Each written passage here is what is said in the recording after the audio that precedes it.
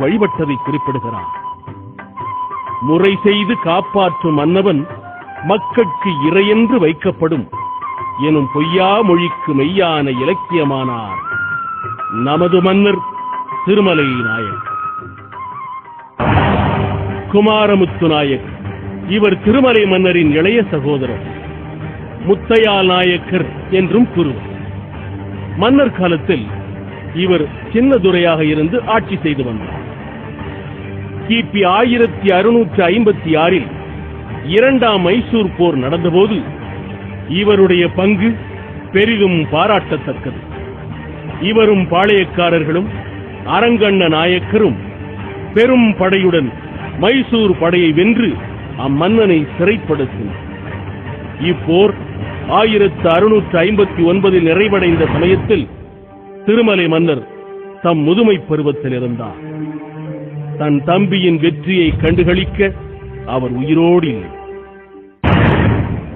தளவாய் ராமப்பையர் மதுரை நாட்டின் படைத்தலைவர் தளவாய் என்று அழைக்கப்பட்டார். அக்காலத்தில் வீரப்புகழ் பெற்றவர். பல போர்க்களத்தில் வெஞ்சமர் புரிந்தவர். இவர் மதுரையை அடுத்து 11 கிலோமீட்டர் தொலைவில் இருக்கும் சதுர்வேதி மங்கலம் எனும் கூத்தியார் குண்டு எனும் பெயர் கொண்ட சிற்றூரில் பிறந்து வளர்ந்தார். சிறந்த சிவநெறி செல்வர். 1633 முதல் மைசூர் போரில் மதுரை மீது படையெடுத்து வந்தவர்களை மைசூர் வரை விரட்டி சென்று முற்றுகையிட்டு வெற்றி கண்டவர்.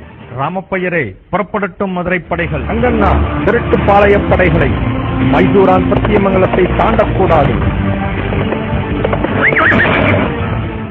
1634 முதல் 1635 வரை இடையில் கப்பம் கட்ட மறுத்த திருவாங்கூர் கேரளவர்மன் மீது போர் தொடுத்து வெற்றி வாகை சூடி திரும்பினார்.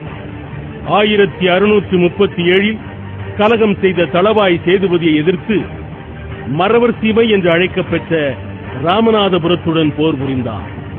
இப்போரில் சேதுபதி ராமேஸ்வர தீவில் புகுந்து ஒளிந்து கொள்ள முயற்சியை கைவிடாது போர்ச்சுகீசிய படை உதவியுடன் சேதுபதியை சிறைப்பிடித்தார்.